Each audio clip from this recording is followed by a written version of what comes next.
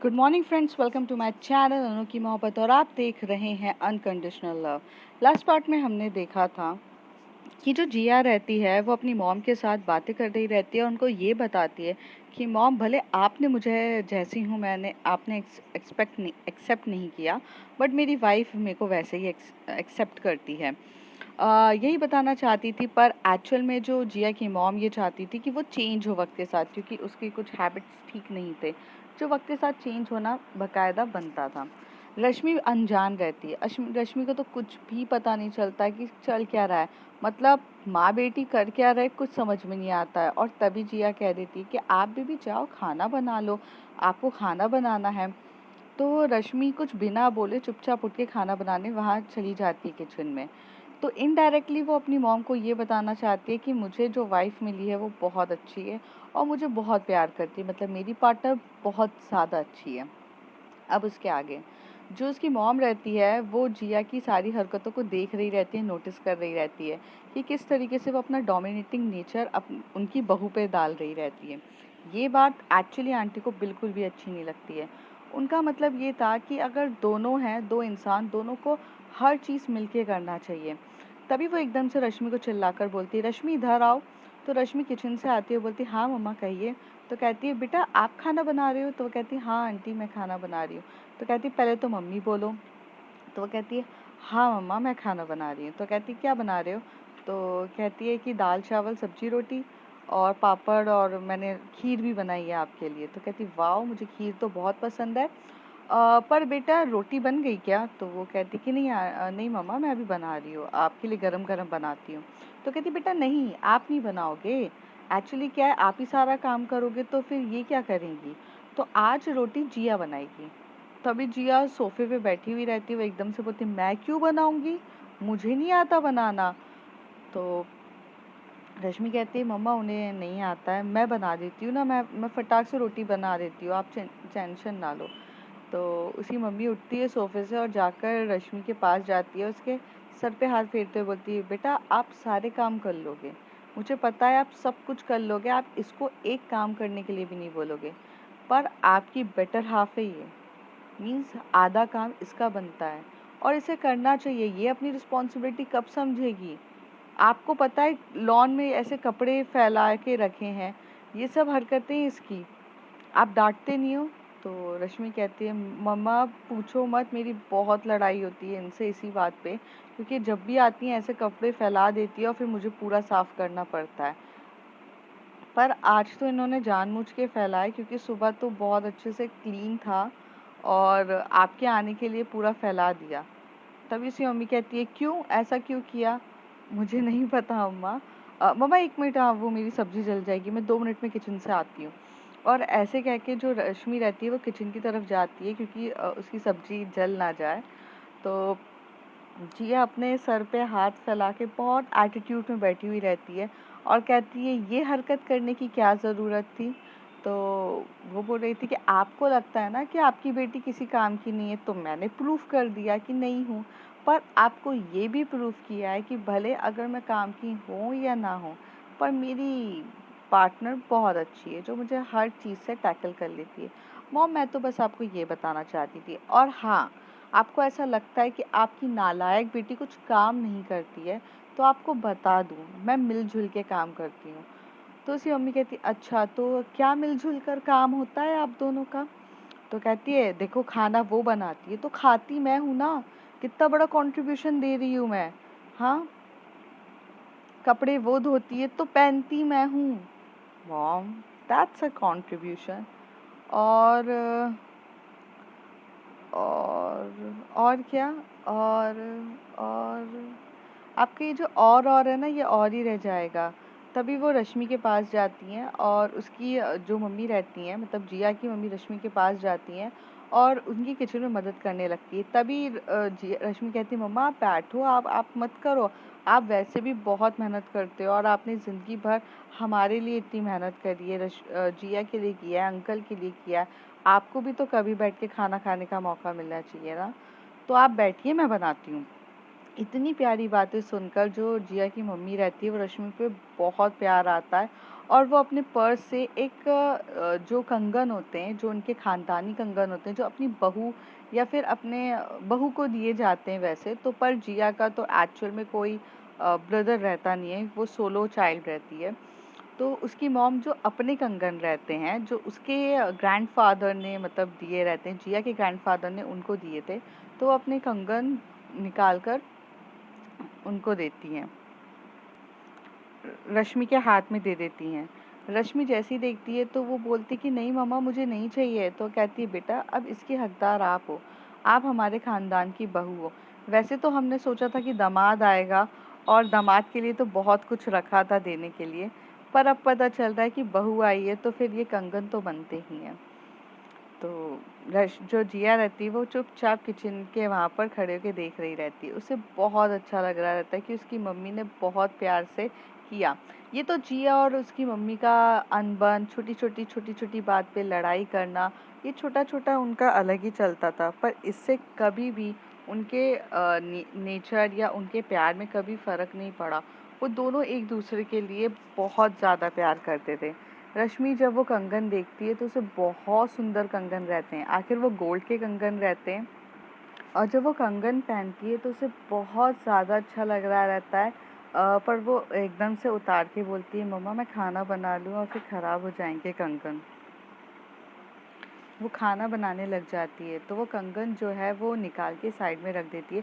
तभी रश्मि बोलती है जिया ये कंगन आप रखिए अच्छे से कबर्ड पे, और सेफली रखना, पता चला आपका कोई भरोसा नहीं, आप कुछ भी चीज़ संभाल कर नहीं रखती हो। जब जिया की मॉम रश्मि के मुंह से सुनती है तब उन्हें बहुत अच्छा लगता है, क्योंकि अब कहीं ना कहीं वो अपनी उनकी बेटी को समझने लगी थी। रश्मि सब कुछ जानने लग गई थी जिया के बारे में कि कब वो कैसी है, क्या करती है, क्या नहीं करती है, किस टाइप का उसका नेचर है। और ये बात जानकर जो जिया की मॉम को काफ़ी अच्छा लगता है कि इनके बीच में बाउंडिंग अब बहुत स्ट्रांग हो रही रहती है और काफ़ी ज़्यादा अच्छी बाउंडिंग हो चुकी रहती है। फिर ये लोग बाहर जाते हैं, हॉल में बैठे रहते हैं, तो जो जिया है वो अपनी मम्मी के साथ बैठ के इधर-उधर की बातें कर रही रहती है, अपने पापा के बारे में पूछ रही रहती है, अपने कज़िन्स के बारे में पूछ रही रहती है, सब कुछ जान रही रहती है कि कौन कहाँ पर है, क्या कर रहा है। पर जो रश्मि रहती है वो किचन में पूरा काम कर रही रहती है। तभी जो जिया कहती है मम्मा मैं बाद में बात करती हूँ, मुझे रश्मि की हेल्प करने जाना है किचन में। जैसे ही जिया की मॉम ये सब बातें सुनती है तो थोड़ा अजीब लगता है उनको कि इतनी देर से तो मैं जब से बोल रही थी कि मदद करो करो तब नहीं करना था और अब फटाक से जा रही है। तो वो जाती है और बोलती है कि बीबी मैं क्या हेल्प करूँ। तो रश्मि को थोड़ा सा गुस्से वाला मूड रहता है क्योंकि अकेले वो सारा काम कर रही है। जब उसने पूरा काम कर लिया तब ये आकर पूछती है कि कुछ मदद करनी है कि नहीं। तो रश्मि उसको कुछ नहीं बोल रही रहती, कुछ बात ही नहीं करती है और ऐसे रिएक्ट करती है जैसे कि उसने सुना ही नहीं है और फिर अपने काम करने में लग जाती है। तो जैसे ही वो काम कर रही रहती है तभी जिया उसका हाथ पकड़ के बोलती बेबी गुस्सा हो गई हो। तो रश्मि कुछ नहीं बोलती, अपने काम पे लगी रहती है। तभी बोलती है अरे बेबी सुनो ना, अरे वो मम्मी के साथ ना इधर उधर की बातें सुनने करने में लग गई थी। आपको तो पता है ना मम्मी से बहुत टाइम के बाद मिली हूँ, तो इधर उधर की बातें, फिर मुझे याद ही नहीं रहा कि मुझे आपके साथ काम करना चाहिए। और आई एम रियली सॉरी कि मैंने थोड़ा सा डोमिनेटिंग नेचर दिखाया। वो मम्मी को मुझे सिर्फ इतना बताना था कि मेरी जो पार्टनर है वो काफ़ी ज़्यादा अच्छी है, सो थोड़ा सा सॉरी ना। और ऐसे बोलकर ना वो कान पकड़ रही रहती है, कान पकड़ के बोलती बोलती अप्स एंड डाउन करूँ क्या। तो वो तो रश्मि बोलती है कि क्या कर रही हो, कोई देख लेगा क्या बोलेगा कि मैं आपसे ये सब करवाती हूँ, प्लीज़ अभी कुछ ना करो यार, मम्मी है बाहर, उनको यही लगेगा कि मैं आपके साथ ये सारे काम करा रही हूँ, प्लीज़। तो कहती है अच्छा तो माफ़ कर दिया आपने। तभी रश्मि कहती है नहीं माफ़ नहीं किया है मैंने, बट मैं अभी कोई भी प्रॉब्लम नहीं चाहती हूँ, आप जाओ अभी यहाँ से। तो जो जिया रहती है कि वो जाने के लिए तैयार हो जाती है, पर तभी रश्मि बोलती है अरे नालायक इधर रुको, हाथ पकड़ के खींचती है और बोलती है अरे काम करने चलो। अभी बस ना आपको काम चोरी करना बहुत पसंद है ना, बस भाग जाती हो काम से। उठाओ सर्व करो खाना, वहाँ तो रखो, इतना तो करो। तो वो चुपचाप कुछ नहीं बोलती है, कर रही रहती है। ये जो सारा जो चीज़ें चल रही रहती है, ये जो जिया की मॉम है वो चुपचाप थोड़ा दूर से देख रही रहती है और समझने की कोशिश कर रही रहती है कि हालाँकि उनको वॉइस नहीं आती है, पर वो दूर से देख के समझ रही रहती है और उन्हें अच्छा भी लगता है कि जो रश्मि है वो प्यार के साथ इसे सही लाइन पे लेकर आ रही है। क्योंकि वो इकलौती बेटी रहती क्योंकि वो इकलौती बेटी रहती है, तो ज़ाहिर-सी बात है कि वो बहुत ज़्यादा मतलब अपनी लाइफ़ में अपनी मर्ज़ी से किया है उन्होंने। मतलब जो करना है उनको अपनी मर्ज़ी से करना है, सब कुछ अपनी मर्ज़ी से चलता है। लेकिन जब ये होता है, जब रश्मि आती है तो वो अपनी चीज़ें को करना सीख जाती हैं। फिर वो लोग खाना सर्व करते, फिर खाना खाते। खाना खाने के बाद बहुत ज़्यादा तारीफ़ करती हैं जिया की मॉम, क्योंकि खाना बहुत ज़्यादा टेस्टी बना रहता है और बहुत डिलीशियस बना हुआ रहता है।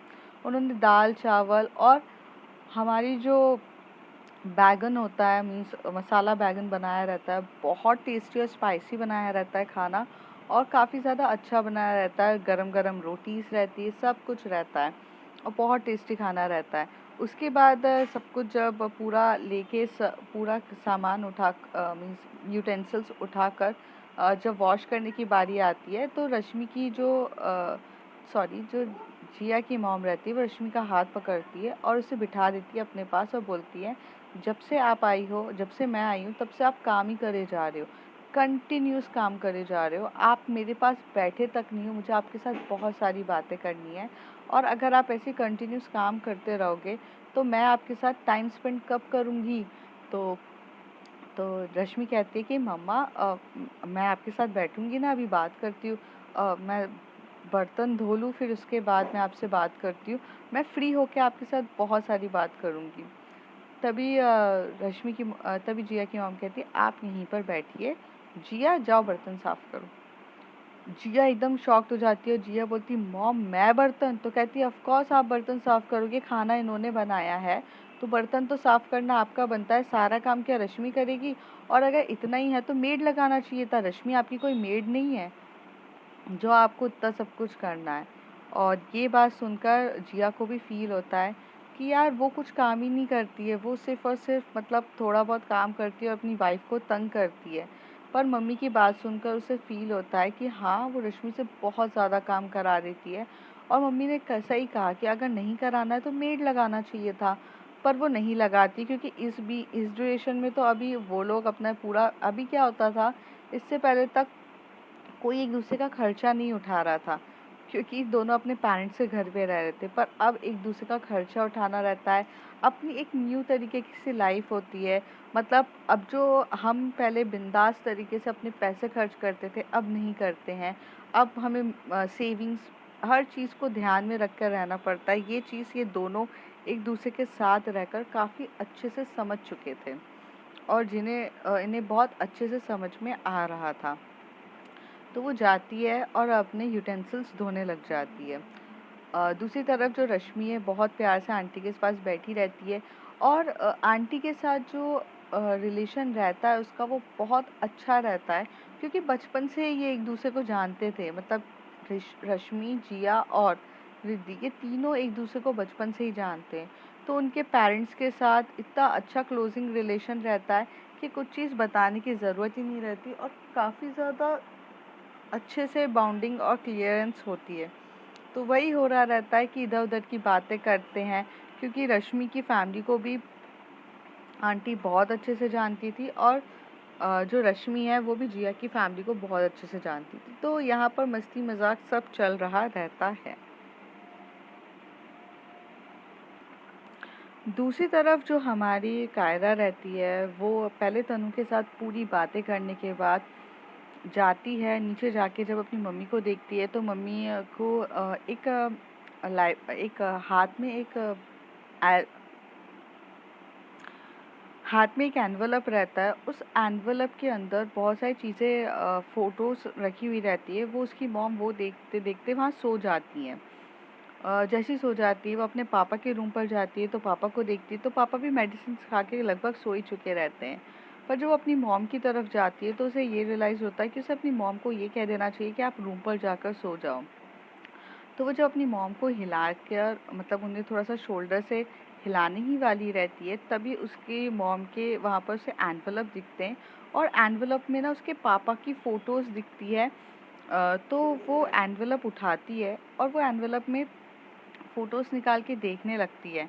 जब वो फ़ोटोज़ निकाल कर देखती है, तो उसमें उसके पापा रहते हैं और उसकी मॉम रहती है और एक और जन रहता है फ़ोटोज़ में। और वो इंसान जो रहता है वो पापा के बहुत करीब रहता है, बहुत ज़्यादा करीब क्लोज़ रहती है। वो इंसान को वो देखे जा रही रहती है। वो सारी फ़ोटोज़ देखती है, तो वो फ़ोटोज़ को देख के पता चल रहा था कि वो कॉलेज टाइम की फ़ोटोज़ हैं। कॉलेज टाइम की, स्कूल टाइम की, सबकी फ़ोटोज़ रहती है वो, और उसकी मॉम बहुत प्यार से देखकर कर रही थी। जब वो अपनी मॉम की तरफ ध्यान से देखती है, तो उसे ये रियलाइज़ होता है कि उसकी जो मॉम है, वो रो रही थी, क्योंकि उसकी मॉम के जो आँसू हैं, वो आँखों में से देखकर पता चलता है कि वो रो रही है। तो वो उस फ़ोटोज़ को सब कुछ लेती है और खुद सोफ़े पे बैठ के वो फ़ोटोज़ को ध्यान से देखने लगती है। तो उसे देख के पता चलता है कि ये जो एक इंसान और है, तो वो गेस करती है कि ये इंसान शायद कोई ना कोई और नहीं, रीना ही हो, रीना आंटी हो। तो उतनी देर में जो कायरा क्या करती है, अपना मोबाइल उठाती है और वो सारी फ़ोटोज़ खींच लेती है। फ़ोटोज़ खींच के अपने मोबाइल पे रख देती है और एनवेलप को पूरा पैक करके साइड में रखती है और अपनी मॉम को बोलती है कि मॉम ऊपर जाओ, अच्छे से सो जाओ। उसकी मॉम एकदम से जब उठती है तो वो देखती है कि उसके हाथ में एनवेलप था, तो वो एकदम से पूछती है, मेरे हाथ में एनवेलप था, वो कहाँ गया? तो कहती, मम्मा वो एनवेलप वहाँ रख दिया है मैंने, आप देख लो और चली जाओ। और ऐसे बोल के कायरा चली जाती है। उसकी मॉम को भी ये चीज़ समझ में नहीं आती है कि जो हर पल छोटी-छोटी बात पे पूछने वाली, आर्ग्यू करने वाली, आज चुपचाप बिना उस एनवेलप को देखे चली गई, या फिर उस एनवेलप में देखने के बाद भी उसने कुछ सवाल नहीं पूछा।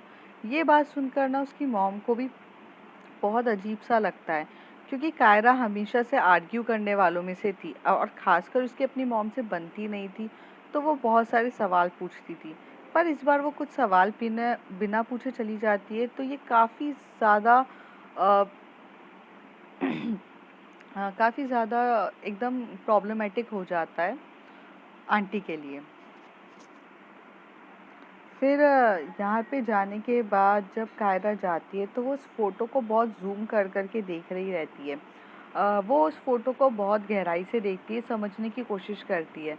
बहुत देर तक समझने के बाद उसको ऐसा लगता है कि ये जो पर्सन है, ये रीना आंटी है, ये उसे कन्फर्म हो जाता है, क्योंकि जिस तरीके से मम्मी ने भी बहुत कुछ चीज़ें बताई थी, पापा से भी रीना आंटी के बारे में बहुत कुछ पता चला।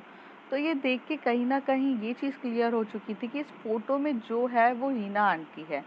अब कायरा के अंदर क्यूरियोसिटी बहुत ज़्यादा बढ़ गई थी कि ऐसा क्या है, और मतलब दोस्ती से भी ज़्यादा कुछ लग रहा है, क्योंकि पापा आज भी रीना आंटी को याद करते हैं। हाँ, दोस्त है, एक लिमिट तक किसी को भी याद किया जाता है, पर इतना ज़्यादा याद क्यों करना है? और बातों-बातों में कभी-कभार पापा ये कह देते कि आप मेरे पर गई हो, रीना आंटी पे नहीं। तो ये किस तरीके का क्वेश्चन्स है, कुछ चीज़ें समझ में नहीं आ रही रहती है। वो बहुत सोचती है, पर उसे ये चीज़ ध्यान में रहती है कि अब ये फ़ोटोज़ है, तो इससे कुछ ना कुछ तो पता चल ही जाएगा। तो उस रात तो वो ऐसे ही सो जाती है, ज़्यादा कुछ सोचती नहीं है। दूसरी तरफ जो रिद्धि रहती है, वो भी अपने सारे काम वगैरह सब कुछ करने के बाद वो भी सो जाती है। ये रात ऐसी ये दोनों ऐसे ही सो जाते हैं। थोड़ी बहुत इनकी चैट पे कन्वर्सेशन होती है। जैसे जो रिद्धि है वो पूछती है कायरा से कि अंकल कैसे हैं, सब कुछ ठीक है कि नहीं। कायरा भी बताती है कि ठीक है पापा, अभी पहले से बेटर हैं, और इनकी सिर्फ एक कंसर्न वे में टॉक होती है और ये दोनों सो जाते हैं। पर जो दूसरी तरफ जो जिया रहती है, वो तो थोड़ी गुस्सा रहती है, सॉरी, जो रश्मि रहती है वो तो गुस्सा रहती है जिया से, क्योंकि सारा काम उसे करना है और ये कुछ काम नहीं करती है, और इतना डोमिनेटिंग नेचर अपनी मॉम के आने के बाद दिखाया, जबकि ज़रूरत थी नहीं, क्योंकि बचपन से एक दूसरे को जानते थे, तो ज़रूरत थी नहीं, पर फिर भी ऐसे बिहेव किया। और ये जो बिहेवियर रहता है, उससे वो ज़्यादा गुस्सा रहती है। रात का टाइम रहता है, तो जिया कहती है, मम्मा आप सो जाओ। 2 बीएचके फ्लैट रहता है इन लोगों का, तो जो दूसरा बेडरूम रहता है उसमें आंटी के लिए वो सब कुछ अरेंज कर देती है, मतलब सॉरी जिया की मम्मी के लिए। और अब तो वो रश्मि की भी मम्मी है तो उसके लिए पूरा अरेंज कर देती है। रात के कुछ करीब 10:30-11 बज रहे रहते हैं कि आंटी भी चली जाती है सोने के लिए। यहाँ चली जाती है। जो रश्मि रहती है वो अपने बेडरूम पे जा ही नहीं रहती क्योंकि उसे इतना गुस्सा आ रहा रहता है जिया पर कि जिया की हरकतें से। तो जिया बहुत बार बोलती है रश्मि चले सोने। तो जिया की बातें सुनकर भी रश्मि कुछ रिस्पॉन्स नहीं दे रही रहती है। रश्मि सिर्फ बैठ के हॉल में अपना मूवीज़ चेंज कर रही रहती है, गुस्से में इतनी ज़्यादा मूवीज़ चेंज कर रही रहती है। ये बात देख के जिया को पता चल जाता है कि उफ, अब उसने अपनी गर्लफ्रेंड को थोड़ा गुस्सा कर दिया है। गर्लफ्रेंड बोलो, पार्टनर बोलो या फिर वाइफ बोलो। तो अब उसे ये चीज़ दिमाग में रहती है कि अब उसे मनाना कैसे है। तो जिया रहती है कि वो कुछ बहुत प्यार से उसके बाजू में आकर बोलती है बेबी ये मूवी बहुत अच्छी है, हम देखते हैं ना साथ में, आओ हम साथ में देखते हैं। रश्मि बोलती है कि मैंने आपसे पूछा कि कौन सी मूवी अच्छी है या क्या है, आप अपना जाकर सो जाइए, मुझे सोना होगा मैं आ जाऊंगी, आप यहाँ बैठ के टाइम बर्बाद मत करिए। जिया को समझ में आ जाता है उफ रश्मि का गुस्सा, बाप रे बाप आज तो कातिलाना गुस्सा है। तो वो और करीब जा रही रहती है। जो रश्मि रहती है वो सोफे से खिसक के साइड में होती है, पर ये और बाजू में पास में जा रही रहती है। तो ये कहती है कि यार क्या प्रॉब्लम है, अब क्या पूरे मेरे पास ही आना है, गिर जाएंगे हम। तो वो कहती है तो मैं हूं ना संभालने के लिए अगर आप गिरोगे तो। हाय मेरी जान, आपको संभालने के लिए तो मैं हमेशा हूं ना, आप ऐसा कैसे सोच रही हैं। पर ऐसे मुझसे रूठा रूठा रहोगी तो कैसे चलेगा। आप बोलो तो मैं आपको से माफ़ी मांगती हूँ, आप जो बोलो मैं करने के लिए तैयार हूँ। पर बेबी ऐसे दूर दूर रहोगी तो कैसे चलेगा। और आज रात तो आपको पता है ना मेरा तो मूड भी था। तो रश्मि एकदम से गुस्से वाला लुक देती है, कहती क्या मूड था। हाँ, जब देखो आपका ही मूड इम्पोर्टेंट होता है ना लाइफ में, हमारे मूड की तो कोई वैल्यू नहीं। जब आपका मूड करे आप बोलो हाँ मेरा मन कर रहा है, जब आपका मन करे कि कुछ भी चीज़ हो आओ और आप आकर बोल दो। और हमारी मूड, हमारी वैल्यूज़, हमारा तो कुछ भी इम्पोर्टेंट नहीं है। आपका जब जो मन करे आप करो। हाँ, मम्मी के साथ आप अच्छे से मुझे डोमिनेटिंग नेचर दिखा रही थी अपना, और अब क्यों भीगी बिल्ली की तरह बनकर आ जाती हो। तो जिया बहुत स्माइल करते हुए मजाक में कहती है बेबी वो क्या है ना, अपनी वाइफ के सामने तो भीगी बिल्ली बनता ही है इंसान। और वो कहावत सुनी ना, जोरू का गुलाम जी बन के रहेंगे। अब आपके लिए तो गुलाम ही बनना है पड़ेंगे ना। पर वो क्या है ना, मॉम के सामने यार थोड़ा सा नाटक करना था। और आपको तो पता है ना मॉम और मेरा रिश्ता कैसा है, हम एक दूसरे के साथ बहुत मस्ती करते हैं, एक दूसरे को टीज करते हैं। तो वो थोड़ा सा नाटक था बेबी, और कुछ भी नहीं था।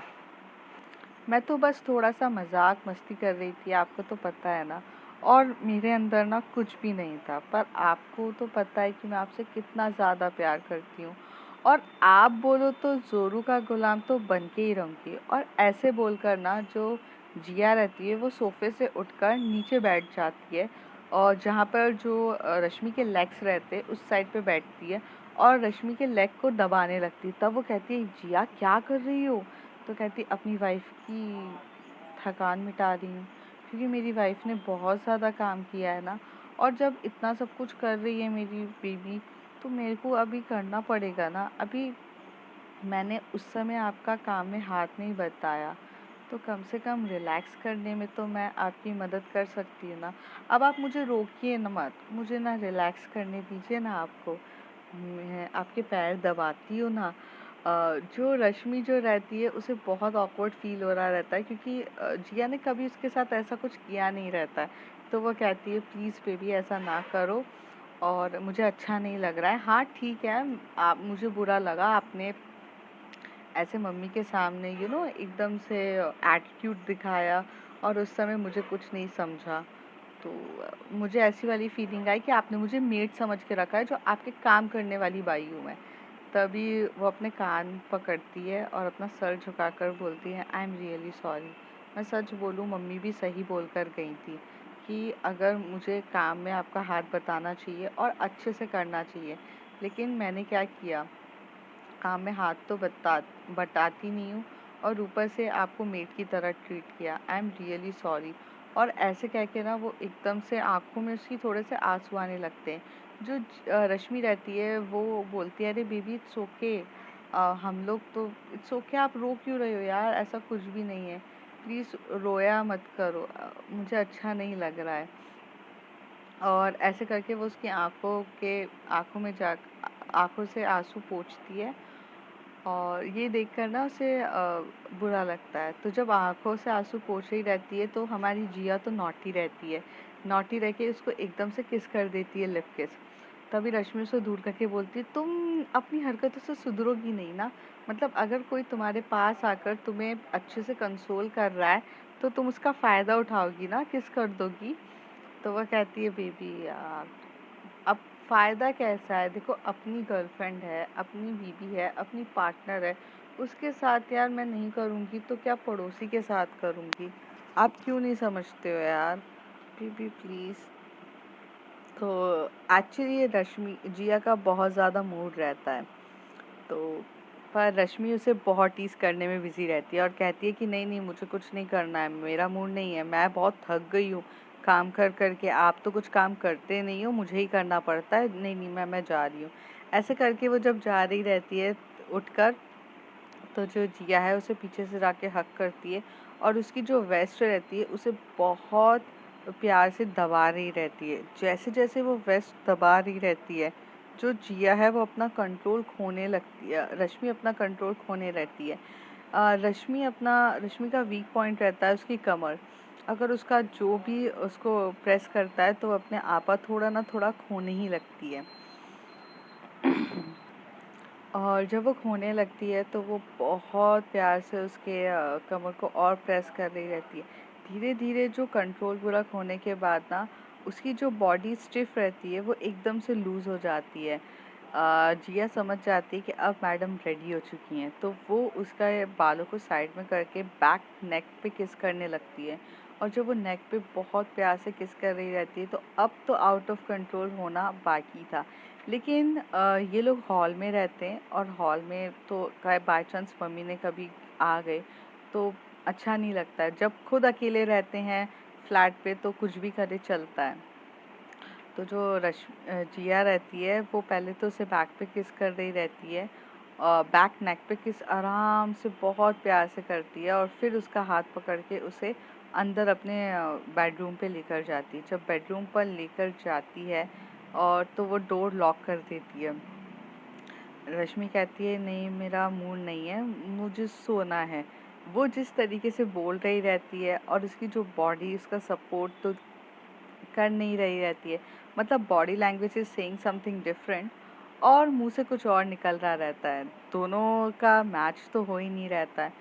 तो जिया भी वैसी बोलती कि हाँ बीबी कुछ नहीं करेंगे, बिल्कुल भी कुछ नहीं करेंगे। और ऐसे बोलते बोलते फिर उसकी कमर को पकड़ रही रहती है और अपने पास खींच रही रहती है और इस बार तो वो उसकी आगे से नेक पे किस करना स्टार्ट कर देती है। इतना डीपली उसको किस कर रही रहती है कि आगे किस कर रही रहती है, दोनों नेक पे किस करना स्टार्ट कर देते हैं, किस पे किस करे जा रहे रहते हैं। आगे का जो टॉप के जो कुछ बटन्स रहते हैं वो जो रश्मि ने जो खोले पहने रहती है ड्रेस, उसके बटन्स भी ओपन धीरे धीरे करने लगती है। जैसे जैसे वो धीरे धीरे बटन्स को ओपन कर रही रहती है, उधर जहाँ जहाँ बटन्स ओपन हो रहे रहते हैं वो वहाँ वहाँ किस करने लगती है। और बाप रे, उसका जो किस करना रश्मि की जान ले रहा रहता है, वो बहुत प्यार से किस कर रही रहती है और किस करते करते वेस्ट भी को प्रेस कर रही रहती है। इस बार तो जिया ने अपना पूरा कंट्रोल खो दिया, सॉरी रश्मि ने अपना पूरा कंट्रोल खो दिया रहता है और वो अपने हाथ दोनों जो रश्मि के सर की तरफ लगाकर, जैसे वो कह रही है कि अब थोड़ा डीपली करो, ऐसे करके उसके हाथ भी उसको मोटिवेट करने लगते हैं।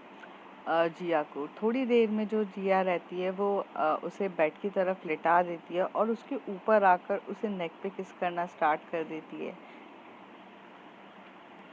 नेक पे किस करती है, फिर चेस्ट पे किस कर रही रहती है, फिर वो नेवल की तरफ जाती है, नेवल की तरफ भी बहुत डीपली किस कर रही रहती है। और वेस्ट पे तो उसके हाथ वेस्ट से हट ही नहीं रहे रहते हैं। जिस तरीके से बार बार वेस्ट को प्रेस करना, वो बहुत ज़्यादा पागल कर रहा रहता है रश्मि को, कि वो अपना आउट ऑफ कंट्रोल हो चुकी रहती है। इतना ज़्यादा जो रोमांटिक वे में जिया उसको रोमांस कर रही रहती है उसके साथ, वो काफ़ी ज़्यादा हो रहा था। जो हाथ से बेडशीट को वो पकड़ रही रहती है, वो कितना भी चाहे खुद को कंट्रोल करना, पर वो कंट्रोल नहीं कर पा रही रहती है। और उसका इस टाइप का नेचर देख के जिया को बहुत अच्छा लग रहा रहता है कि उसकी बेबी अब आउट ऑफ कंट्रोल हो चुकी रहती है। थोड़ी देर में जो जिया रहती है वो अपने क्लॉथ्स खुद ही रिमूव कर देती है, क्योंकि रश्मि की इस हालत नहीं रहती है कि वो उसके क्लॉथ्स को रिमूव कर पाए, तो वो खुद ही रिमूव कर देती है। और जो रश्मि के भी वो क्लॉथ्स रिमूव करना स्टार्ट कर देती है। 5-10 मिनट के अंदर जो क्लॉथ्स है वो दोनों के फ्लोर पर रहते हैं और ये दोनों एक दूसरे को बहुत डीपली किस कर रहे रहते हैं। रश्मि तो अपना पूरा कंट्रोल खो चुकी रहती है। कितना इतना भी कोशिश कर लो, वो कंट्रोल अपना उसका रहता ही नहीं है। और इस बार बहुत पैशनेट वे में बहुत ज़्यादा होता है। करीब इनका रोमांस हाफ एन आवर चलता है और हाफ एन आवर के बाद जो रश्मि और जिया एक दूसरे को हग कर लेते हैं। तो रश्मि बोलती है कि इस तरीके से रिलैक्स किया जाता है क्या? तो कहती है बेबी वो क्या है ना, पैर दबा के भी रिलैक्स कर रही थी, पर सोचा ना उस पे इतना ज़्यादा इफ़ेक्टिव नहीं होता है, तो यही सोचा मैंने और मुझे ना यही तरीका सही लगा। अब देखते हैं फ्रेंड्स आगे क्या होता है। If you like my story, like share and subscribe. Thank you.